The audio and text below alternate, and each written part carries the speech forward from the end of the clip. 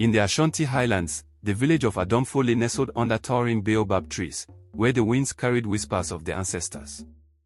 Here, music was not art, it was a language of the spirits. But there was one drum the villagers dared not play, one wrapped in red and black cloth and locked in the sacred crow house. Its name: Obonsam Ayenkwa, the devil's lullaby. No one knew who made it. Some whispered it was carved from the roots of a cursed tree, others said it contained the dying breath of a god. When the drum sang, someone died. Young Tano was different. While other boys played, he sat and listened, to the wind, to the ground, to things no one else could hear. His grandmother, Nana Ifya, the village death keeper, claimed he was born with bones dipped in shadow. One night, Tano told her, "Kweku the potter will not see the sun again." "Who told you this?" "The drum." By morning, Kweku was dead, eyes wide, clay dried mid-stroke. And though no one struck the forbidden drum, the villagers whispered they had heard a faint hum the night before. The elders gathered, demanding answers. "I didn't touch it," Tano said. "I only listened. And it said his name." They were terrified. The cursed drum had awakened. Each night, the rhythm returned. And so did death.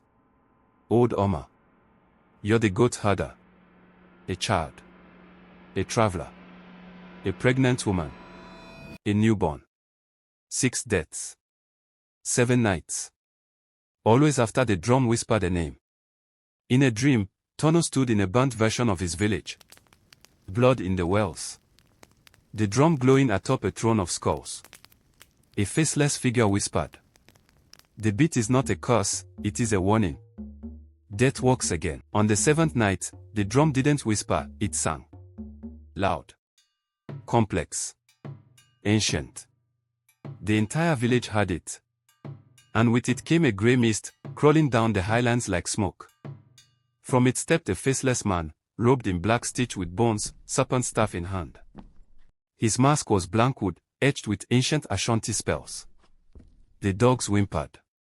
The villagers fell to their knees. Old Kofi Mensah, the priest, confronted him. "Who walks in mist uncalled?" A voice returned to finish its echo.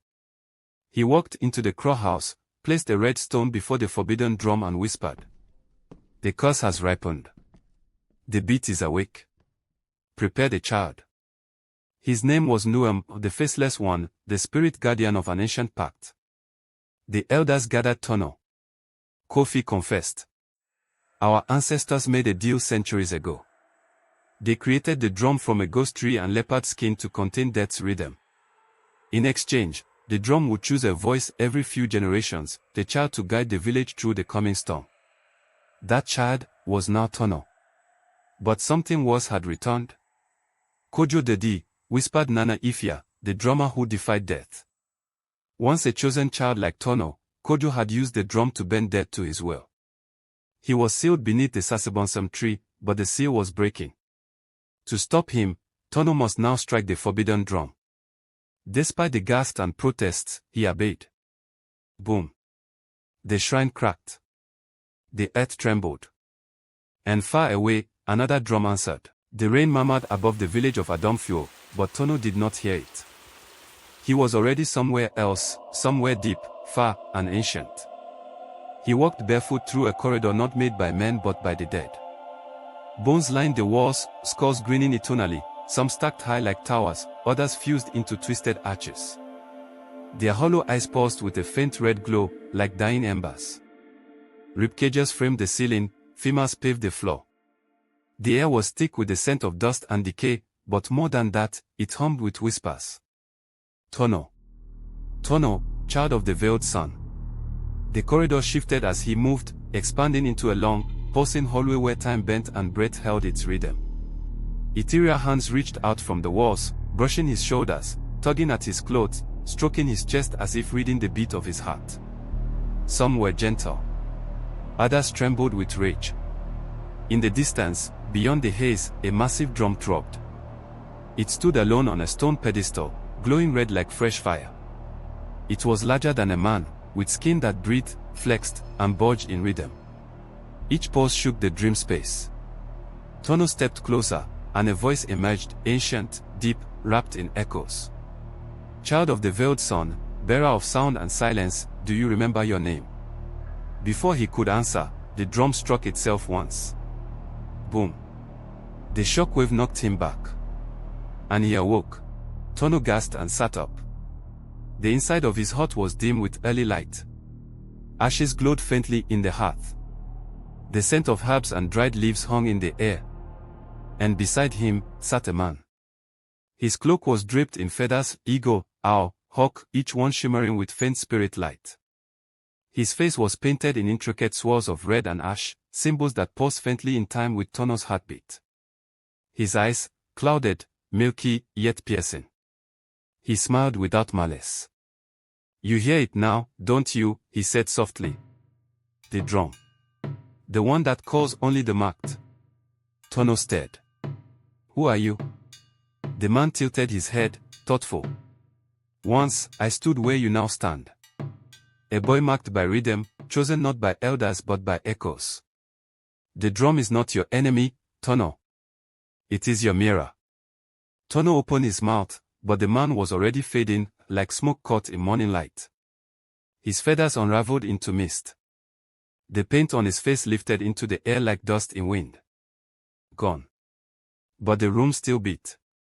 Not with drums, but with expectation. It was near twilight when Tano found him. The shrine at the edge of the forest lay still, wrapped in quiet dread. And from its shadow stepped a figure, bent, robed in grey, dreadlocked hair draped over his shoulders like vines. Kojo Dedi. He looked older than the trees, and yet something in his eyes danced with cruel youth. His back was bent under the weight of a drum, not of wood, but of bone. It glistened faintly, stretched with pale skin that twitched like it breathed. Tano froze. Kojo saw him and smiled. Not warm. Not cold. Just inevitable. You're like me, Kojo said, voice dry as bark. I heard your name before you were born. That drum, she sings to the broken. Tano took a cautious step forward. What is it made of? Kojo didn't speak. He played. No rhythm came. No melody. No note. Just a scream. From the drum. From the earth. From the trees. From the ancestors. It was the sound of something eternal being torn open. A cry from before time. It echoed in Tano's skull, behind his ribs, down to his blood. The shrine began to shake. The marks of old spirits hanging on the walls cracked, one by one, falling to the ground in fragments. Tano screamed. Blood burst from his ears. He fell to his knees, clutching his head. And then, darkness. Tano awoke to silence. The shrine's back wall had split open. The crack glowed faintly. Drawn to it, he crawled toward the fractured stone, where something shimmered in soft, spiritual light. A symbol, a perfect circle split by 7 vertical lines, carved deep into the stone like it had always been there, waiting to be found. The lines paused gently. Not ominous. Prophetic. Tano touched the mark. His fingers tingled. Images flashed behind his eyes, of fires, rivers of bones, drums lined in gold, a child with no mouth standing in a field of red mist. He collapsed again. And in the distance, the village gong. Another elder was dead, midnight. Tano stood in the center of the village, barefoot, shaking. The mist had returned, red this time, crawling low like blood flowing across the earth. The villagers surrounded him. But their mouths were sewn shut. Literally. Thick black thread crisscrossed their lips. Some wept. Others trembled. None could scream. The forbidden drum, alone in the shrine, began to play itself. It glowed red, then gold, then black. It pulsed with heat and anger and memory. And then, its voice pierced the wind. Tano. Drummer of death. Child of silence. The wind howled. The trees bowed. The air cracked with invisible lightning. Tano did not run. He stood still, shoulders trembling. Because in that moment, he understood. The drum had called many names before. Now, it was calling his moral lesson. Power without wisdom is not a gift, but a curse. A warning ignored becomes a tragedy repeated. And when death returns to dance, only the one who listens can silence the rhythm.